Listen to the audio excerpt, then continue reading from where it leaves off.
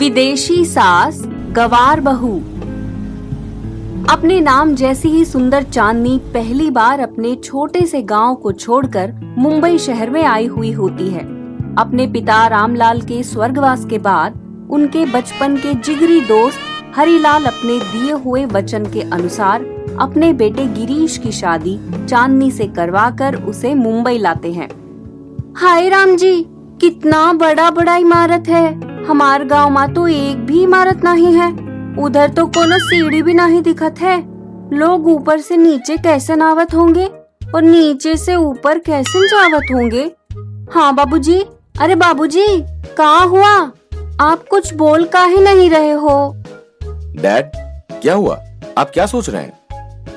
गिरीश, मैंने अपने दोस्त रामलाल को दिए हुए वचन को निभाने के लिए तुम्हारी शादी चांदनी से करवा दी और तुमने भी उसे मान लिया। लेकिन तुम्हारी विदेशी माँ इस शादी और चांदनी को कभी स्वीकार नहीं करेगी। चांदनी कम पढ़ी लिखी है और गांव की लड़की है, उसे ये बात अच्छी नहीं लगेगी।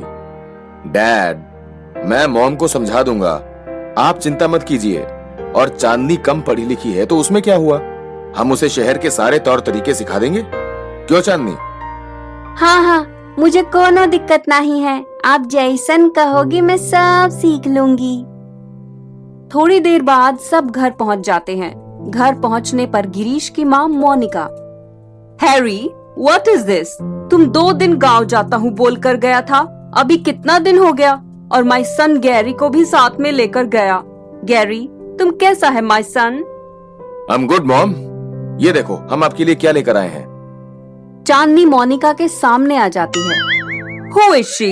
क्या गांव से कोई नया काम वाली लेकर आए हो? अरे सासू जी, हम काम वाली नहीं, आपकी बहू है। का कहते हैं अंग्रेजी में? हाँ, डॉटर इन लॉ। हम आपकी डॉटर इन लॉ हैं। What? मेरा बहू और ऐसा गवार? हैरी, ये लड़की क्या बोल रही है? मैंने मेरे दोस्त को वचन दिया था, इसलिए इन दोनों की शादी करवा दी है। मॉम, माना कि चांदनी कम पढ़ी लिखी है, लेकिन वो जल्दी ही सब सीख जाएगी। हाँ हाँ सासू माँ, मैं आपको शिकायत का कोनो मौका नहीं दूंगी। मैं तुम्हें अपना बहू का भी नहीं मानूंगी। चांदनी अंदर जाने लगती है, तभी वो एक जगह रुककर हाथ जोड़कर खड़ी हो जाती है। उसे ऐसा करते देख, ये क्या कर रही हो बेटी? बाबूजी, मैं उस मूरत को प्रणाम कर रही हूँ। वैसन किसकी मूरत है ये? मोनिका ये देखकर जोर जोर से हंसने लगती है। यू फूल, ये कोई मूरत नहीं, कमोड है, कमोड। कमोड? अब ऊका होता है? फिर गिरीश चांदनी को अंदर ले जाकर सब समझा देता है।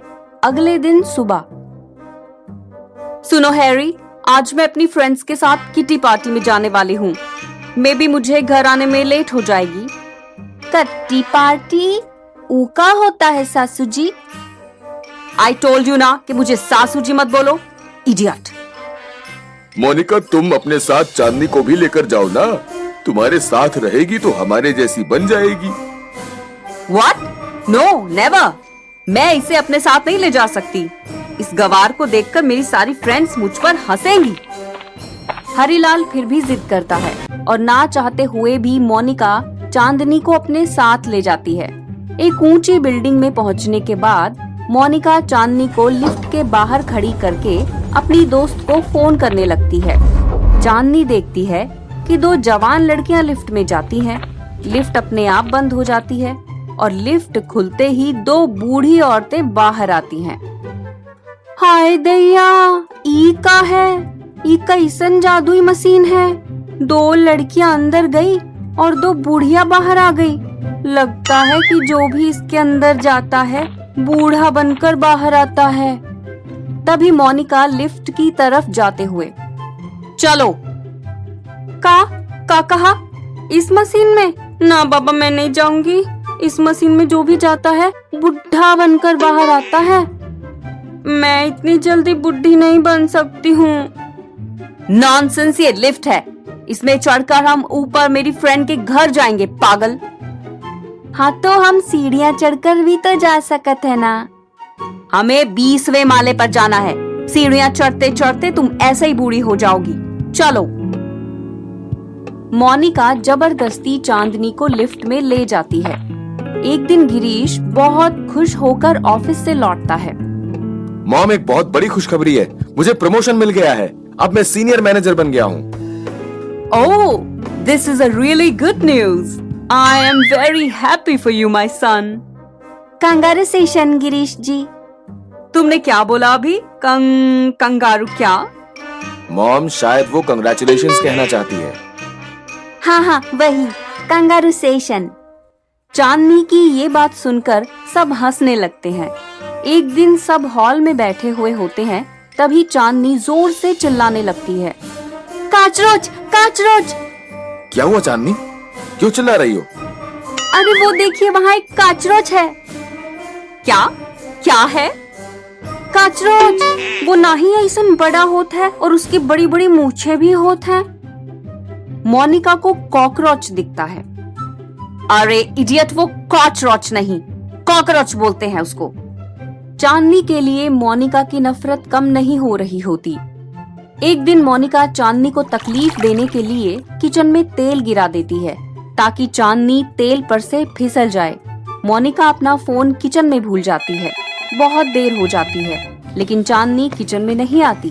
तभी मोनिका का फोन बजता है और वो फोन उठाने के लिए किचन में भागती है। वो भूल जाती है कि उसने किचन में तेल डाला हुआ है। वो तेल पर से फिसल जाती है और चिल्लाने लगती है, Oh my God, Harry, Gary, somebody help me! सब उसकी आवाज सुनकर बाहर आ जाते हैं और उसे उठाकर अंदर ले जाते हैं। गिरीश डॉक्टर को बुलाता है। डॉक्टर कहते हैं कि मोनिका की कमर में बहुत चोट आई है और उसे पूरे 1 महीने तक बेड रेस्ट लेनी पड़ेगी। उस 1 महीने में चांदनी मोनिका की बहुत सेवा करती है और मोनिका का दिल जीत लेती है। चांदनी, मुझे माफ करो, मैंने तुम्हें बहुत भला बुरा कहा। तुम सच में एक बहुत अच्छी लड़की हो। मैंने हमेशा सपना देखा था कि मेरे गैरी की शादी भी मेरे जैसी फॉरेनर से होगी और गैरी ने तुम जैसी कम पढ़ी लिखी लड़की के साथ शादी की, इसलिए मैं गुस्सा हो गई थी। कोई बात नहीं सासू जी, मैं समझती हूँ। मुझ पर तो बाबूजी और गिरीश जी के बहुत सारे एहसान हैं। मेरे पिता के स्वर्गवास के बाद उन्होंने मुझे अपनाया है। मैं भी जल्दी ही आपके सारे तौर तरीके सीखकर आप जैसी बनने की कोशिश करूंगी। उस दिन से चांदनी मोनिका से सब सीखने लगती है और मोनिका भी चांदनी को अपनी बहू के रूप में अपना लेती है।